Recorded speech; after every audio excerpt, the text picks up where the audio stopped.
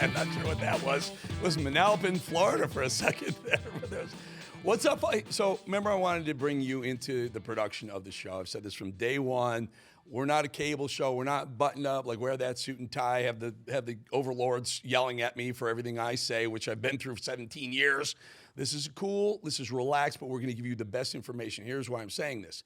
This morning, we had a whole show put together. We had the whole show put together. It was going to be a bunch of stuff, and we had it all planned out. And the guys back there were working diligently, cutting sots and things like that and putting things together.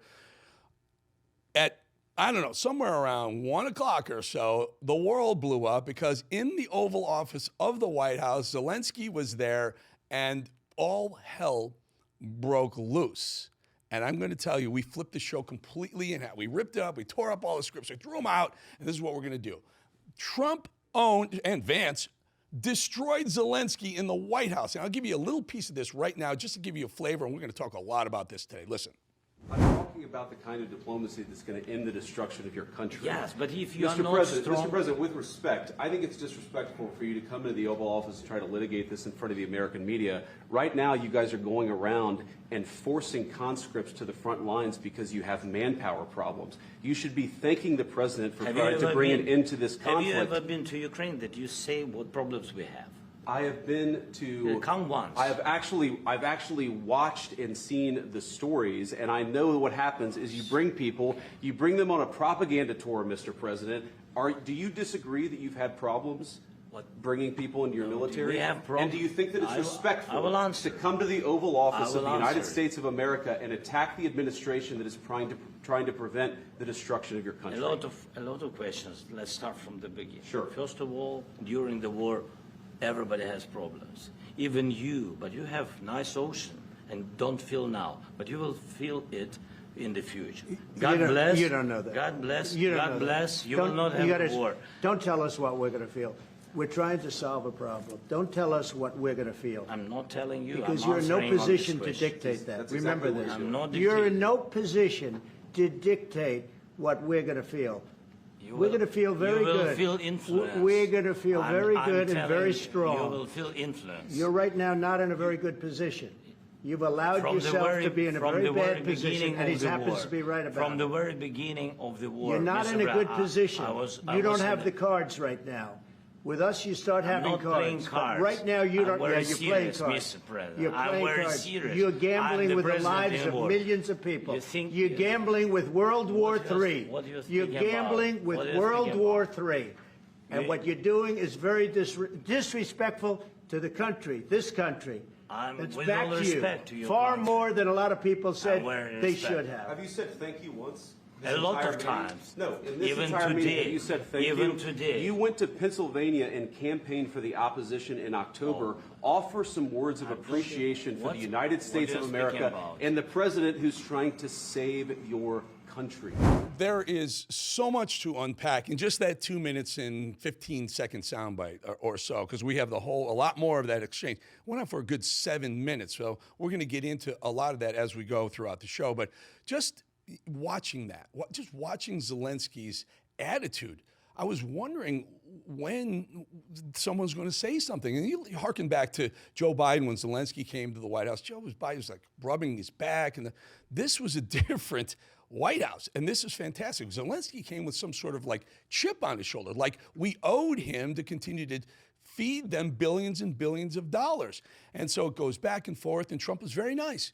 What led up to that little exchange, Trump was he said, let's do a minerals deal. We'll do a minerals deal, and Americans will be paid back for some of the money that we've supported you with and some of the money that we will continue to support you with going forward.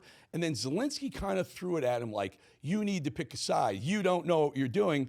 And J.D. Vance, to his credit, jumped in and leg swept Zelenskyy and said, hold on a second. Who are you to come in here and tell us what to do? And he said, you don't have the respect. Have you thanked us once? And then Trump jumped in. And Zelenskyy tried to say, well, to Vance, you don't understand what it's like. One day you will know what it's like to be attacked by someone. What, Mexico's going to attack us? Canada, you idiot, you moron. And then Trump got ticked off.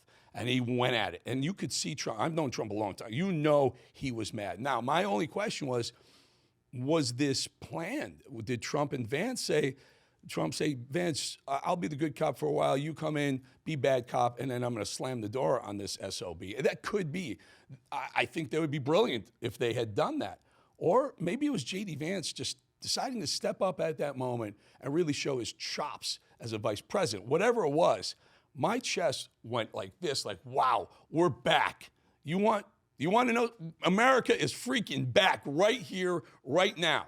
Never would that happen with Barack Obama in the White House, with Joe Biden in the White House, certainly not with Hillary Clinton in the White House or Kamala Harris in the White House. None of that would have happened. But it happened with Trump. And the world took notice. We ripped this whole show up because I want you to see some more of this. Here's a little piece of when Zelenskyy pulled up, before this meeting, when Zelenskyy pulled up into Portico. The way it works is the White House is here. The West Wing is between the White House and the other parts, the executive office building in the White House complex. But right in front of the West Wing, where the Oval Office sits inside the West Wing, there's a portico. And they pull around. That's where the guards are. So Zelenskyy pulls up in his SUV and his entourage following behind him. Watch how Trump greets him. You gotta love this. Watch. Pretty close. How are you? Pretty shut. He's all dressed up today. President Trump, what's your message to Vladimir Putin, sir? President Trump, you got enough. President Trump, you got a message to Vladimir Putin as you meet President Putin. Thank you very much. So, you know, it's Trump. He was being nice. He's being Trump. Trump's a funny guy. Like it or not, the guy has an insane sense of humor and sense of timing. And he's like, hey, he's all dressed up today because usually he's wearing that green T-shirt. Whatever, it symbolizes he's in war, I guess, but whatever. But this will come back to haunt Zelenskyy a little bit later, the way he dressed, and we'll get to that in just a minute. Here's a quick soundbite, though, of Donald Trump really kind of laying down the law. Take a listen to this. Very tough fighting. They're great fighters, and you have to be very proud of them from that I'm very standpoint. proud. But now we want to get it over with. It's enough, right? We want to get it over with. I'm telling you. So Zelenskyy, Trump was just like, listen, you don't have any cards if we don't help you. If we're not helping you, you're playing with a deck that's twos and threes, and he's got aces and face cards. You are going to lose. And Zelenskyy just could not back down. He's a little man. His stature is 5 foot nothing. Little man with a big ego. And that was the wrong thing to do with Trump. He should never, ever, ever have done anything like that. I'm watching you guys on Rumble. You guys are lit up as much as I am right now. I spread it around. Sometimes we do Rumble, YouTube, we do a bunch of things, Getter, we do all of them. But I'm watching on Rumble. You guys are as lit up as I am about this. It's just fascinating. What I'd like to do right now, let me play the Trump. What Trump responded after this whole brouhaha. Hold on that. MD, hold on that. I apologize. Let's start playing a little bit of the bigger soundbite where you get a little bit more flavor of it. Now, I'm going to jump in and out of this soundbite. Let's roll it, MD. Yes, contact. Yes, but after that, he broke this ceasefire. He killed our people, and he didn't exchange prisoners. We signed the exchange of prisoners, but he didn't do it. What kind of diplomacy, GE, you are speaking about? What do you mean? I'm talking about the kind of diplomacy that's going to end the destruction of your country. Yes, but if you Mr. President, with respect, I think it's disrespectful for you to come to the Oval Office and try to litigate this in front of the American media. Stop. Right? Important point. Important point. You know why? Because Zelenskyy did that. He threw it down. He said, Putin did this, Putin did that, and he's negotiating with the American people, with the media there. If you remember, Trump was impeached for a phone call to Ukraine once, right? A private phone call. So Trump's not going to do that anymore. So he brings these meetings out in the open, and look at Zelenskyy. The first thing he does, he throws the gauntlet down on Trump and Vance. Look at Trump right there. He's listening to J.D. Vance, and he's in agreement. Believe me, if he wasn't, he would have stopped him. Go ahead, roll it. Now you guys are going around and forcing conscripts to the front lines because you have manpower problems. You should be thanking the president for trying to bring it into this conflict. Have you ever been to Ukraine? Did you see what problems we have? I have been to. Come on. I've actually watched and seen the stories, and I know what happens is you bring them on a propaganda tour, Mr. President. Do you disagree that you've had problems bringing people in your military? And do you think that it's respectful to come to the Oval Office of the United States of America and attack the administration that is trying to prevent the destruction of your country? A lot of questions. Let's start from the beginning. Sure. First of all, during the war, everybody has problems. even you, but you have nice ocean and don't feel now, but you will feel it in the future. God bless. You don't know that. God bless. You don't God know. bless. That's what the part that ticked Trump off. Zelensky's basically saying you're going to have problems. You're going to have another country attacking you. And Trump lays into him, listen. Don't tell us what we're going to feel. We're trying to solve a problem. Don't tell us what we're going to feel. I'm not telling you. Because you're in no position to dictate that. That's exactly what you're doing. You're in no position to dictate what we're going to feel. We're going to feel very good. We're going to feel very good and very strong. You're right now not in a very good position. You've allowed yourself to be in a very bad position, and he happens to be right about it. From the very beginning of the war. You're not in a good position. You don't have the cards right now. With us, you start having cards. But right now, you don't. You're playing cards. You're playing cards. You're gambling with the lives of millions of people. You're gambling. Do you hear this? Trump, now we've given him $200 billion. He's here hat in hand begging for more money, and Trump is trying to explain our position. Sign a freaking minerals deal. We'll get you some defense. We're not going to get behind you. We're going to get you some defense. And he's arguing with Trump. He's arguing with Trump. Shut up, dude. Just shut up. Put your hand out. Hope we put something in it and go the hell back to Kiev. Stop it. Listen. With World War III. You're gambling with World War III. And what you're doing is very disrespectful to the country, this country, that's back to you. Far more than a lot of people said they should have. I will tell you, he did it. He kept doing it. You don't interrupt Donald Trump. I mean, you don't interrupt Donald Trump, the guy who hosted Celebrity Apprentice. You don't interrupt Donald Trump, who was president once. And you certainly don't interrupt Donald Trump now that he's got the national global mandate, really.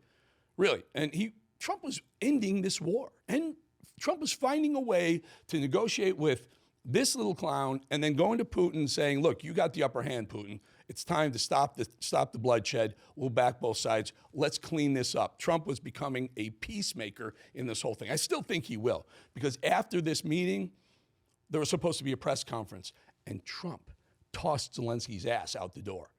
Zelenskyy was begging to stay for the press conference and said, you know what? Well, let me finish this thought first. Listen. Said thank you once this entire meeting. No, in this entire meeting, you said thank you. You went to Pennsylvania and campaigned for the opposition in October. Offer some words of appreciation for the United States of America and the president who's trying to save your country. Please, you think that if you will speak very loudly about the war, he's not speaking loudly. He's not speaking loudly. Your country is in big trouble. Can I Wait a minute. No. You've done a lot of talking. Your country is in big trouble. I know. You're not winning. You're not winning this. You have a damn good chance of coming out okay because of us. Mr. President, we are seeing in our country staying strong from the very beginning of the war. We've been alone, and we are thankful. I said thanks. You haven't been alone. You haven't been alone. We gave you, through this stupid president, $350 billion. We gave you military equipment, and your men are brave, but they had to use our military. If you didn't have our military equipment, this war would have been over in 2 weeks. In 3 days, I heard it from Putin. All right. We're going to go to break in a second, but I just want you to notice how Zelenskyy continued to fight Trump to the point where Trump actually put his hand on Zelensky's shoulder. That's how ticked off he was. He would never have done that. He is pissed. I'm just telling you, this is devolving quickly. Zelensky's going to have to step down or find someone that's going to come back and make amends with the Trump administration, the American people, because we're tired of them. Trump speaks for so many of us, 2/3 of the country, folks. All right, when we come back, we're going to have the great Ted Nugent come and break some of this down with us. We'll be right back.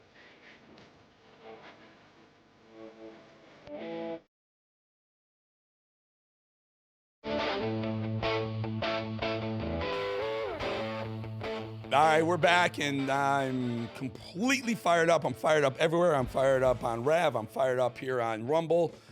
I'm watching you guys. You guys are as ticked off as I am. Get rid of Zelenskyy. We finally have a president in the Oval Office. Keep going, guys. Keep hitting me up. I'm watching all this stuff. In the meantime, let's bring in the great Ted Nugent, good friend of mine, Motor City Madman. Ted, you must be as fired up about this as I am. I cannot believe Zelenskyy, after we've given him $200+ billion to come into the White House, into the Oval Office, no less, with J.D. Vance sitting right there. Marco Rubio, we got pictures of Marco Rubio just fuming this whole time, and then litigating this deal with the American media in front of Trump and really trying to embarrass our top two officials into doing a deal. Ted, quick thought, and I want to throw to a soundbite after. Quick thought on this. Well, number one, you're speaking truth, logic, and common sense. What a target-rich environment for the A-10 warthog of real America to crush so-called leaders of nations. If Zelenskyy is the leader of a nation, then I'm Caitlyn Jenner's boy toy. I mean, this little punk finally got his ass handed to him by a real president, a real commander-in-chief, and a real vice president. My phone is blowing up because people in the asset column of America, you know, working hard, playing hard America, we are rejoicing that we got an ass kicker in the White House instead of Mitt Romney bringing a doily to a gunfight. President Trump and J.D. Vance bring an A-10 warthog to a discussion. This is a glorious time. I'm like high on real leadership right now, Eric. God bless you for articulating exactly what real Americans are feeling right now, because this is a moment in time. This is a historical moment, and I'm celebrating. I literally said, I'm driving, I'm coming to the studio, we had the show planned down. I'm like, listen to this, like, oh my God, got this studio. I'm watching this unveil in front of me, one of the most amazing moments in, I will call it diplomacy, because we're tired of being stepped on and walked over and pushed to send people hundreds of billions of dollars everywhere in the world. And for what?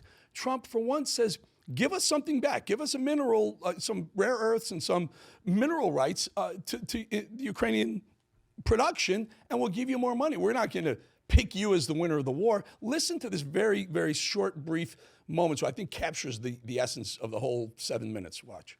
I'm talking about the kind of diplomacy that's going to end the destruction of your country. Yes, but if you are not strong... Mr. President, with respect, I think it's disrespectful for you to come into the Oval Office and try to litigate this in front of the American media. Right now, you guys are going around and forcing conscripts to the front lines because you have manpower problems. You should be thanking the President for trying to bring an end to this conflict. Have you ever been to Ukraine that you say what problems we have? Don't tell us what we're going to feel.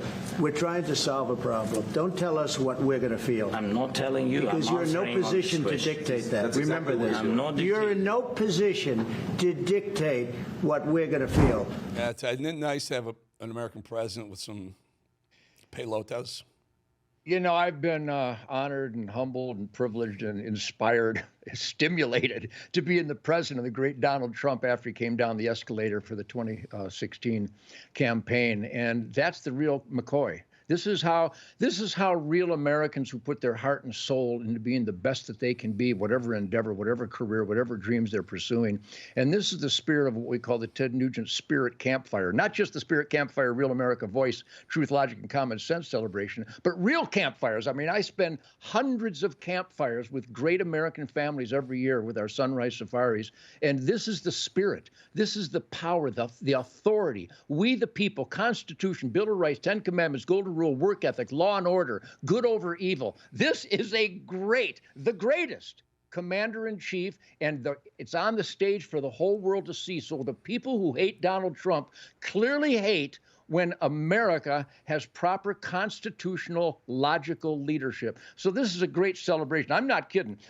When I was driving downtown Waco with Shemaine for a wonderful lunch, we're listening to this exchange, and I have a Hellcat that goes really fast anyway, but all of a sudden it went faster. When I play my music on the radio, my cars go faster. Mine too. And when Donald Trump speaks, my cars go faster. So this is a great moment of electricity for America. Good for America. If I play Stranglehold or Cat Scratch Fever or Stormtrooper on the radio, my car goes super fast too. Sometimes I even get pulled over. Sometimes that's divine intervention, by the way. It's the 50th anniversary of the song Stranglehold. We have a T-shirt. People are buying them left and right at tednugent.com. But it really is a soundtrack for hellraisers, for people who stand in the asset column based on risk and sacrifice, work ethic, and good over evil. So that song, when it came out of me, it was in defiance of a record industry that didn't like my music. but the people loved my music. So 40 million albums later, I think I could write a song called The Middle Finger is on Fire. And that's what Donald Trump represents.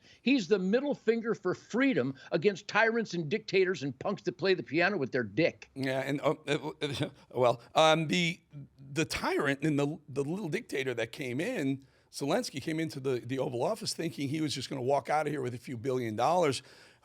He's got his tail planted firmly between his legs. And I just pointed out in the A block that right after that meeting, the whole entourage went to Marco Rubio and said, please, can we just reset here? We want to reset. We'll do the press conference. And Rubio said, no. Trump said, no, you're not coming back. Or if you are coming back, you're going to come back when you're ready to end the war.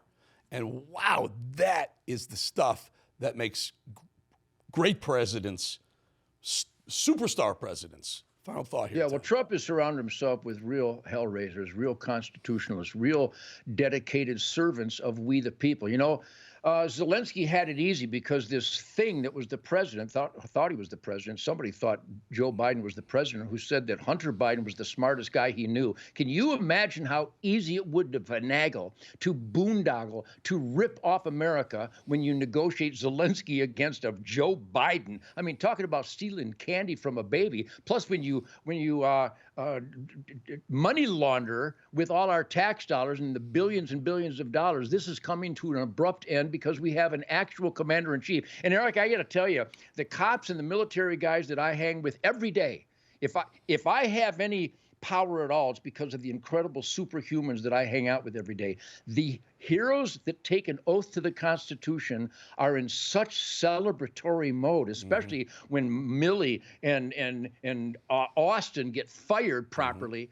My friends in the military and law enforcement are going, hallelujah, glory, glory, hallelujah. My commander-in-chief is a real McCoy. So every word out of your mouth, Eric, you have a great take on things. Your radar picks up accurate information. So thank you for having me on your Real America Voice celebration here. But you speak for us. When you open that pretty little mouth of yours with that beautiful mustache and beard, you speak truth, logic, and common sense for the people of America. I hear hey, MD, can I get the voice guy? Can I get the control room in there? You guys laugh at the pretty little mouth comment, MD? Is that what happened? Look at Ted. We got control in there. Well, those are my people. Those are my Rav people. I love my Rav people. Those are great people. I think this little episode today will send the message, I think maybe to Xi Jinping if he's thinking about attacking Taiwan. I don't know, maybe even little Rocket Man in North Korea, maybe not want to mess with the United States anymore right now. I mean, we knew Trump was, let me say he was a badass. I mean, when he gets shot in the ear, gets up, and the first thing he can do is push Secret Service away and say, fight, fight, fight, when he's almost assassinated. You know he's a badass, but now the rest of the world realizes he's gonna be a badass with them too. Final thought before I let you go, Motor City Madman. Well, Trump's not a poser. That really is the real McCoy. That's how he conducts himself. Shemaine and I have spent time with the great president and now with his incredible administration. We were with him at Mar-a-Lago, and he honored me with this Freedom Defender Award, along with General Michael Flynn and a bunch of great people, Mike Tyson and Tyrus and Greg Brecka. So I know the man. And when I meet with him, when we hang out with him, he talks like you and I talk. He talks like the people that come and hunt with me. He talks like me and my ranching buddies. He's the real McCoy, and we should thank God. Divine intervention brought us a real commander-in-chief to fix the last 4 years' embarrassment. So carry on, Eric Bolling. I'm with you, buddy. And Ted, really good having you on. Congratulations on that well-deserved, well-earned reward. Ted Nugent Show, everybody. Appreciate your time, Ted. Godspeed. All right, folks, we'll be right back. A lot more on this.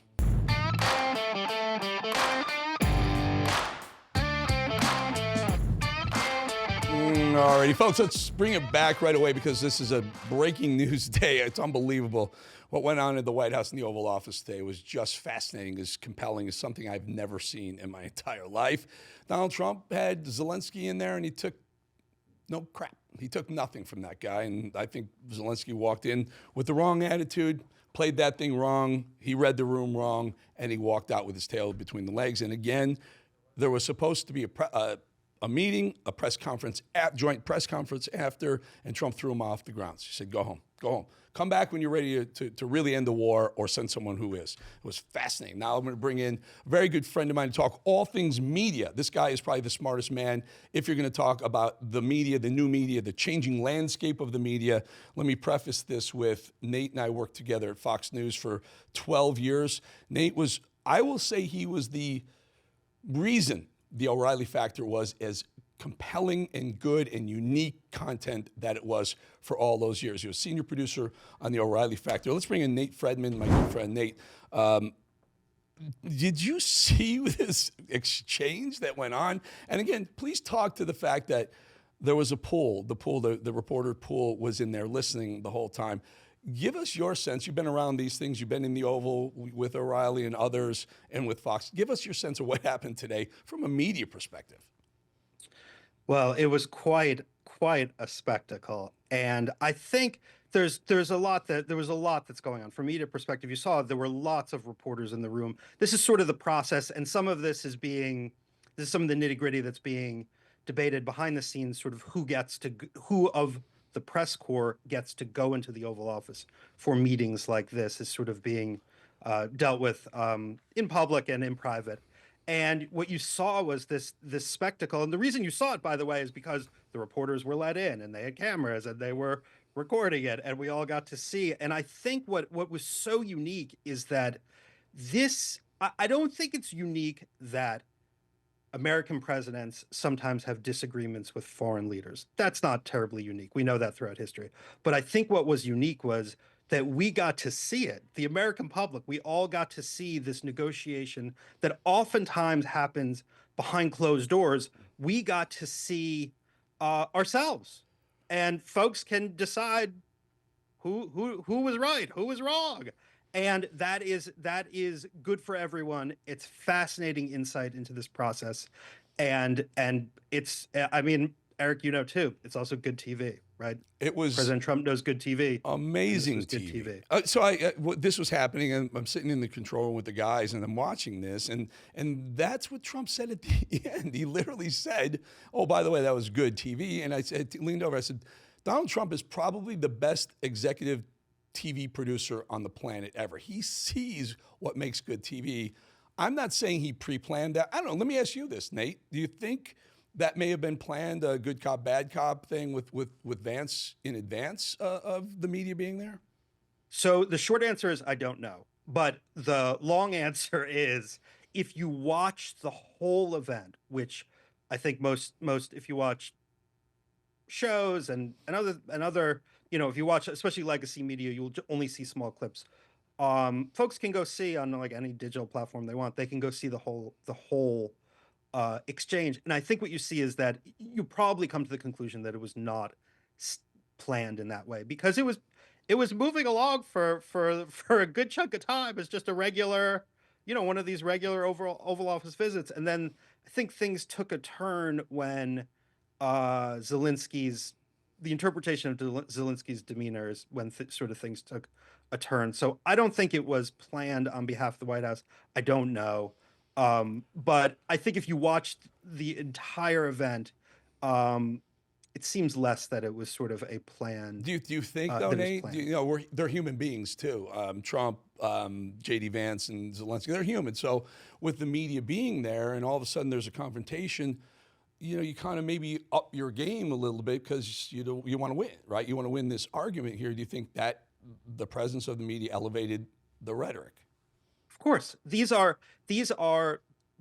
is the most powerful person on the planet, President Trump, who knows how to deal with the media, especially video, better than anyone else, on a huge stage in the Oval Office with the leader of another country who obviously wants something. So of course the dynamic has changed when cameras are there. And I think that is part of what happened. I think President Zelenskyy was trying to make his pitch directly to the American public via the media, and that may have not gone over so well with the Trump White House. I think that was part of what was happening. But to having cameras in a meeting in the Oval Office changes the dynamic, of course. Now, of course. Now we understand that the whole Zelensky entourage was literally, the words I'm reading everywhere, begging Rubio to bring Trump back to the table to negotiate, maybe even just to have the conversation, to have the press conference, see if they could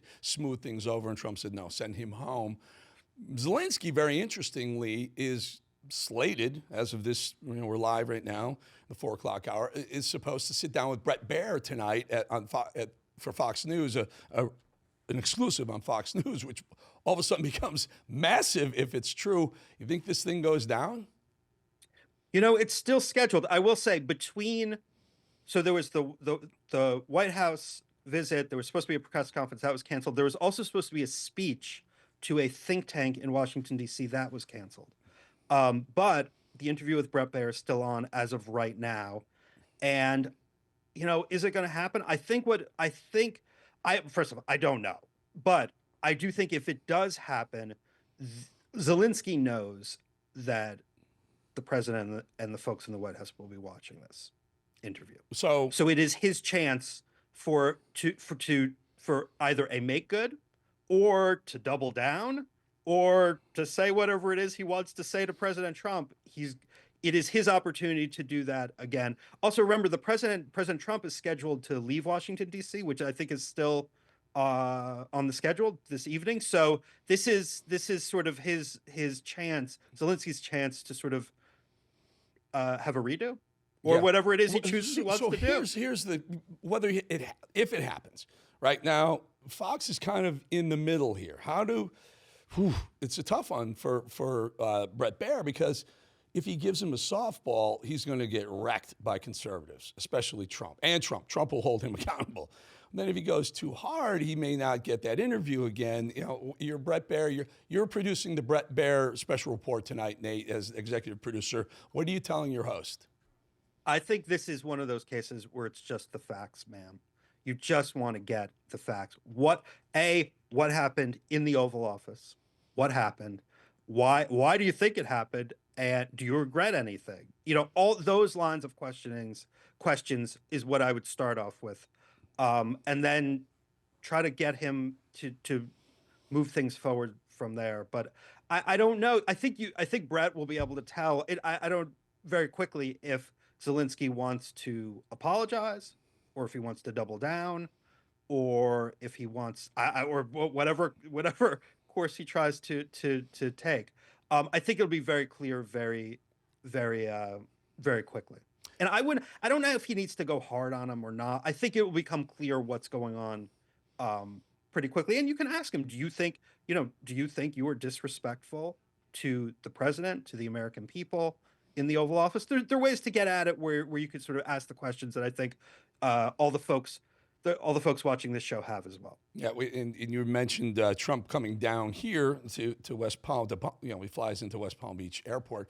It's still scheduled. We were trying to get Brian Glenn, who's a RAV reporter who's got incredible access to the president. Got a question in there, actually asked Zelensky why he's not wearing a suit in the Oval Office. Are you disrespectful? We were trying to get Brian, but he's going to be on Air Force One flying down. So as of right now, it's still scheduled for Trump to come down here. I guess Trump lays low because this looks like a very, very big win for Team Trump. And just very quickly, I only have about 20 seconds or so, Nate. Yesterday, they had what was perceived as maybe a loss because they were going to release the Epstein files that didn't really happen. And there was a lot of MAGA people who were upset. So I guess this kind of cleans the slate going forward. Final thought? It definitely does. In the short term, that issue is going to pop back up. But I think if you are a supporter of President Trump, today is a good day.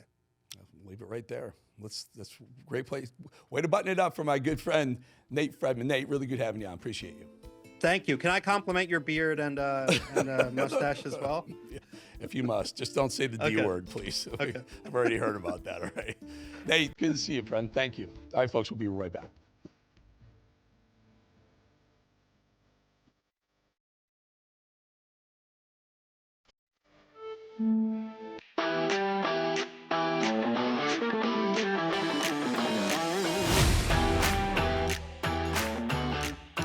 Well, folks, the IRS is the largest collection agency in the world, and with April 15th fast approaching, it's more aggressive than ever. In 2025, enforcement has ramped up, and if you owe back taxes or have unfiled returns, waiting is not an option. The longer you do, the worse it gets. Ignoring your tax troubles is the worst thing you can do.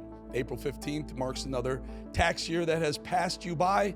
Getting ahead of this now is the smart move, but never, never, never contact the IRS alone. Instead, let the experts at Tax Network USA handle it for you. Why? Because not all tax resolution companies are the same. Tax Network USA has a preferred direct line to the IRS, meaning they know exactly which agents to deal with and which to avoid.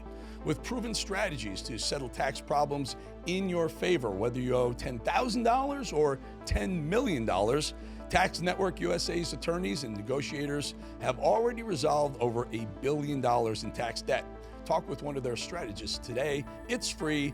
Stop the threatening letters, stop looking over your shoulder, and protect yourself from property seizures and bank levies. Don't let the IRS control your future. Call 1-800-905-8000 or visit tnusa.com/RAV. April 15th is just around the corner. Act now before the IRS acts first. All righty.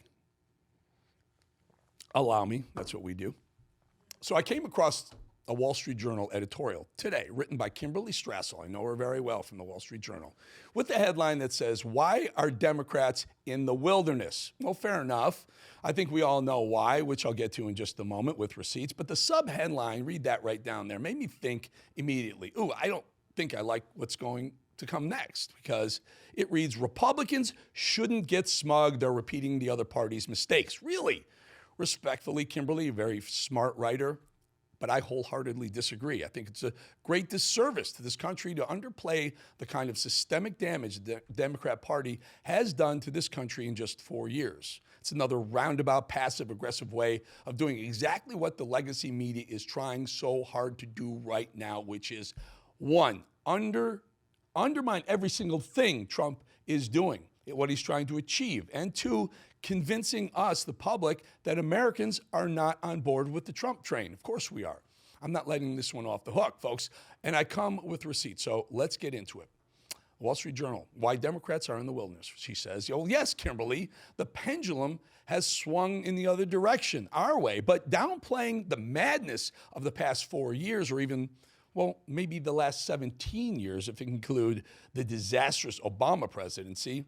It's only been a month and a couple of days. Think about that. If we want to change quickly, which is very much needed, this is the only way to do it. It took years for the Democrats to fully rot. I would say the GOP has some time on its hands, and in comparison, to prove you wrong here, Kimberly. Not to mention, this is one of the most compelling points right here, the overwhelmingly supportive liberal media. Well, all of the legacy media, let's just be honest here, they worked very hard to try and normalize the insanity from inflation, remember it wasn't a big thing, to the border invasion, the borders closed, and even to drag shows for kids and transgender surgeries for small children. And don't tell the parents.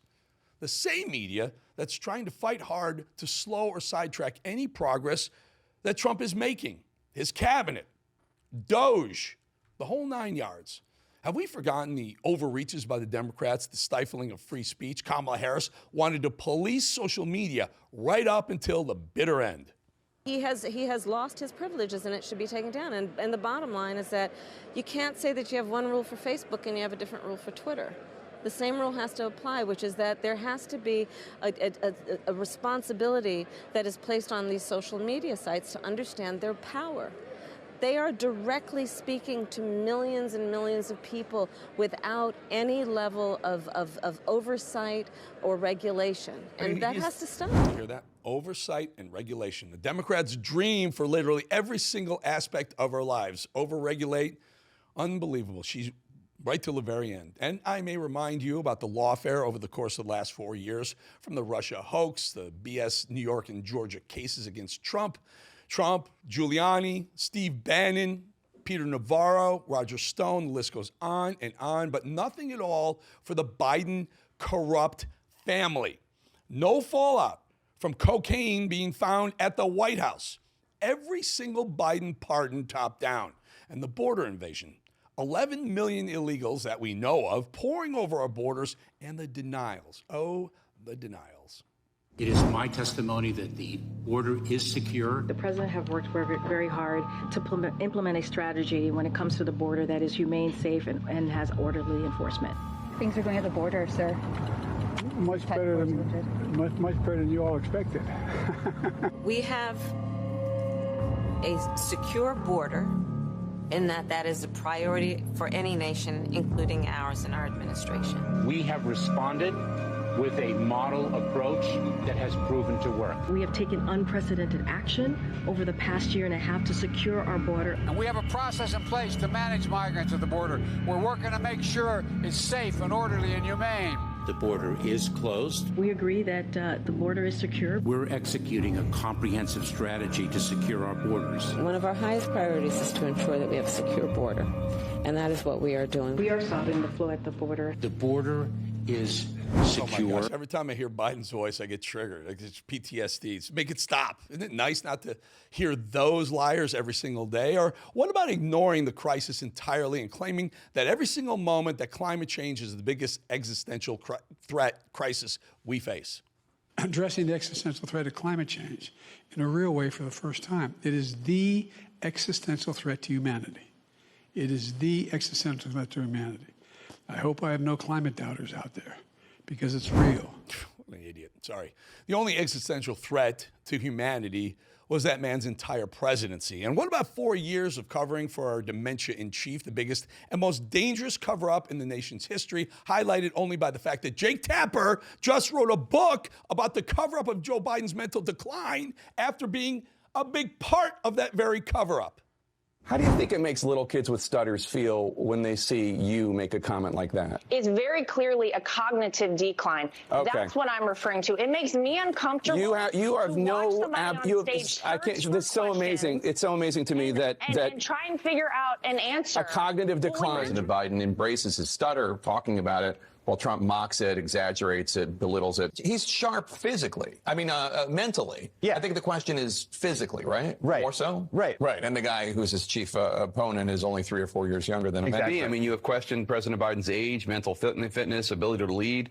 Of those supporting Biden, you said, quote, "Shame on all of you pretending everything is okay. You're leading us and him into a disaster." Do you worry that you damaged him at all? I don't doubt that you got hugs and handshakes behind closed doors today, and maybe even publicly, some of them because they like you personally.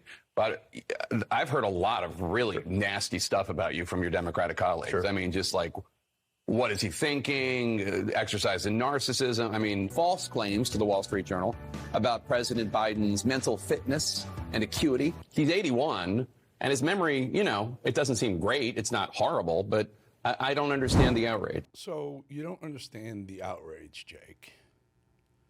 We're outraged because the guy almost buried the country. The guy was trying to bury the country between Obama and Biden, and then toss it to Kamala Harris, the most incompetent human being who's ever stepped into the Oval Office. Are you kidding me? This is what you wanted, Jake? And then you, of all people, you are supposed to be a journalist. You're the guy who says, I'm not going to be swayed by opinion. You're going to be honest, Jake. You're writing a book about the cover-up of Joe Biden's dementia.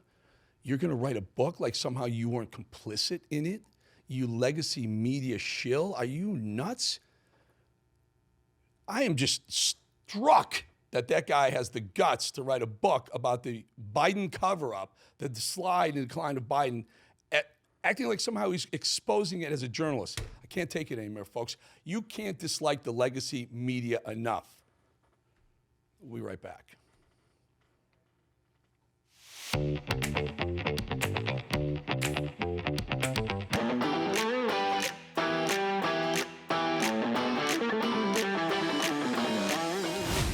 Well, that looks like a nice shot, West Palm Beach. All right, folks, have you seen the news from economists forecasting a depression? No, not a recession, an actual depression by the year 2030. We're a perfect storm headed our way as Social Security and Medicare hit a breaking point with the largest generation hitting retirement. A smaller workforce means a smaller tax base. Pair that with our growing national debt and rising cost of living, and we have a big problem headed our way. So what are you going to do now to protect your family for the future?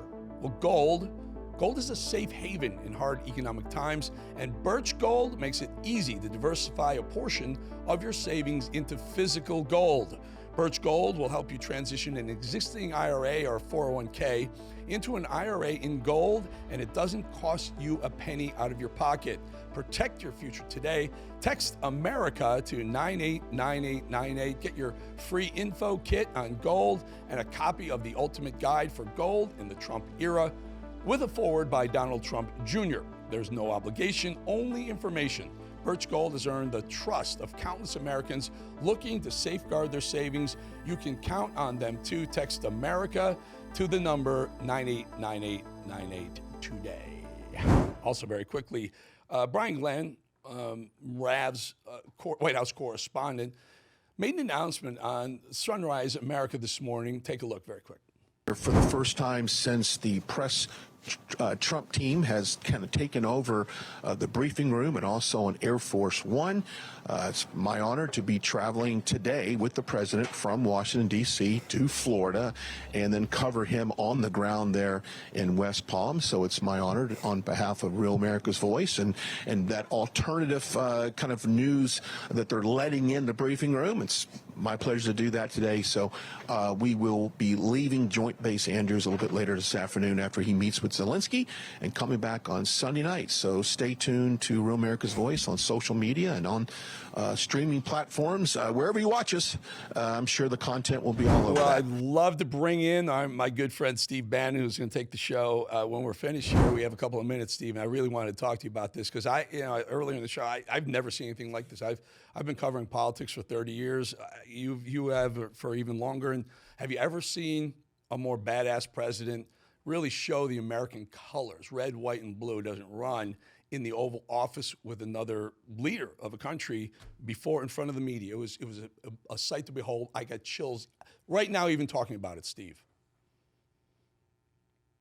I think also, Eric, to your point, I would love to be able to show, in fact, we'll try to do it over the weekend, the entire 50 minutes. President Trump went out of his way to try to, make a deal with Zelenskyy. Many people that are in the, close to President Trump, myself included, had said, hey, this guy's a scumbag, you can't do a deal with him. And President Trump tried to balance that. And then you saw in living color right there, which is an extraordinary moment in history, one of the most dramatic moments ever in the Oval Office, and the stakes could not be higher, stopping the kinetic part of World War III. And Eric, you're absolutely correct. It was absolutely, absolutely stunning. Stunning television, stunning history, and a stunning moment in the world today. Steve, you were the senior advisor to Trump 1.0. So a meeting like this, now he knows cameras are going to be rolling. Was it planned? I mean, did he say, I'm going to, JD, at some point, I'm going to, throw it out here a little bit. I want you to hit him a little bit, and then I'll take over from there. Or was this reactive? Because it was fascinating, and it was like perfect. You couldn't produce it better if you're a TV producer.